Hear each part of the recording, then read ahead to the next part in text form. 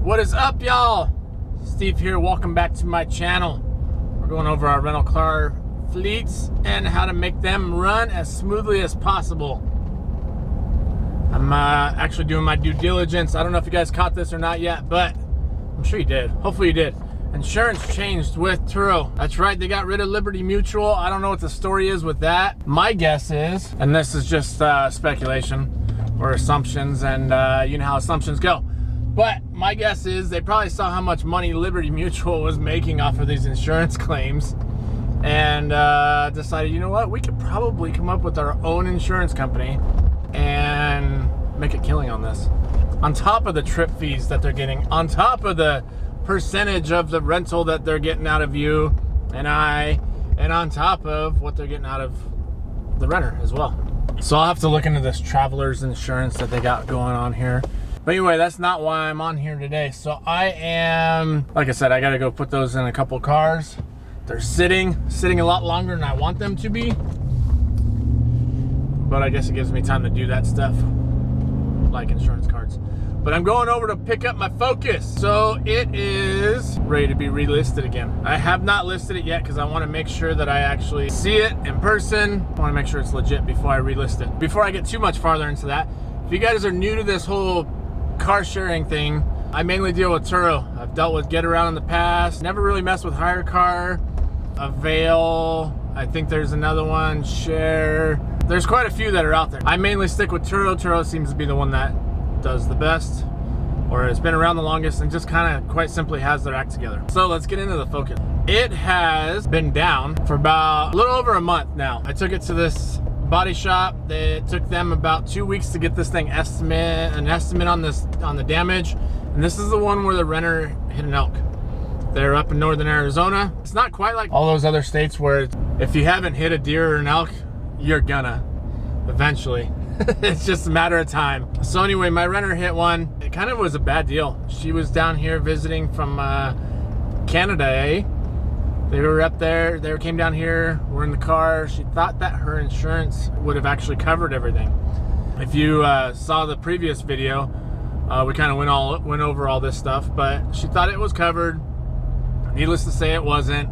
Kind of a bad deal, so she ended up having to pay out of pocket, and I want to say that it was a little over $7 grand just for bumper, hood, fender, headlight, and then whatever else they had going on with the car. It's just, it sucks. It's one of those things that keeps adding up quick, especially right now with you know, the vid going on, and you got delay in products, you got expensive products. Labor, like nothing's cheap anymore, and not that it has been for quite some time, but I swear it's like the vid just, you know, magnified everything. So anyway, sadly she was out, but here's the deal. My renter, I couldn't have lucked out anymore. She was super legit, covered everything. She was actually wanting to pay me directly, and quite honestly I said, I don't want any of your information, just deal straight with the body shop that I'm dealing with. And that's exactly what happened. They handled it all. They just kept me in the loop, and everything worked out fine. I'm on my way to go check it out right now. It's just make sure that everything's legit before I relist it. But I wanted to jump on here and let you guys know, Turo gives you 20 days. 20 days to either figure out if you're going to work it out with the guests or if you're going to use Turo insurance. Now, this could have been very bad for me in this case, because quite simply, she paid half of it up front and paid the other half, or the remainder, once the work was done. So this could have ended up really bad. She could have easily paid me a little bit just to get the parts on order, get the ball rolling, and she could have bounced, and as soon as that would have happened, I would have been out. Like, I couldn't go back to Turo at that point because Turo will not allow you to collect partial from a renter and then go back and use the insurance. So with that being said, if you guys have any issues like this, I would definitely, and especially if they're paying cash, definitely get them to pay everything 100% up front right off the bat. The last thing I would want to happen to any of you guys, myself included, is have somebody pay partial and then just skip out on the bill. I would have been fuming if that actually happened to me, but I kind of had a little faith in this renter. She was pretty good, so I wasn't too worried about it. But just know, basically, you do have that 20 days to work it out with your guests before Turo can get involved, or if you want to try and go that route, or you can just deal directly with Turo's insurance. But be careful with that. Like I said, I would hate for any of you guys to get stuck on something like that. If it was $7,000 and she paid $3,500 and decided, okay, I'm done with you, dude, that would have sucked. That would have been well over my deductible, and I still would have had to pay out of pocket. So it could have been all bad. Kind of read your renter, figure out what the deal is. And also the other part I would say is, if you end up having that conversation with them before the rental. I've had renters ask me like, hey, should I do the insurance, this and that? 100%, just tell them right off the bat, I'm not making any commission off the insurance. I would make sure that your insurance does cover you if that's the route you're trying to go. If they don't, then definitely do the Turo insurance. I would hate for anybody to have to be out of pocket that kind of money. That's the whole point of insurance. That's what it's there for. I'm one that I would just rather use the insurance. Last thing I want to do is pay $7,000 out of pocket to fix a car that was truly an accident. When it comes down to it, no one buys these cars, no one rents these cars and goes out and says, you know what? I think I'm gonna go total a car today. It doesn't happen that often. Kind of my thoughts and everything of where I'm at right now. I'm actually gonna go head over and pick up my car from the body shop, bring it back to right here where I'm at. Luckily, I got everything pretty close, right around me, so it makes it pretty convenient.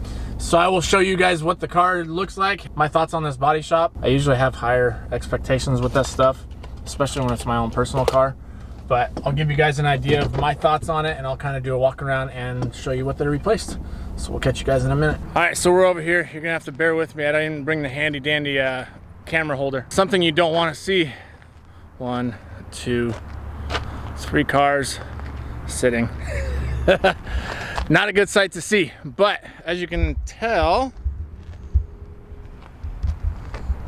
we got this thing all prettied up. They actually did a really good job. I'm super stoked with it. They got the one new headlight. Fender's good. It was actually rubbing right there in the door jamb, and strip was missing off the windshield right here. But for the most part, pretty happy with the work that they did. Now I'll just send this over to the boys over here, get an oil change on it, and this thing will be ready to go. I'm actually super happy that it'll be ready for Christmas. There we go, getting that light. Have the sun in my eyes so you can see my pretty face.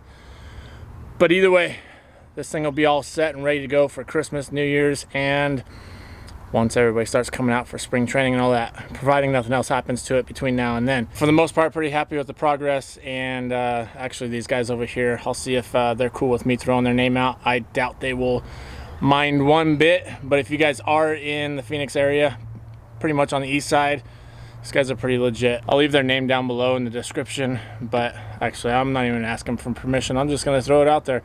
Boys over there at Roadrunner. Obviously, I'm not getting any commission off of it. They don't even know I'm saying it yet. So Roadrunner Collision Center, they're actually pretty legit.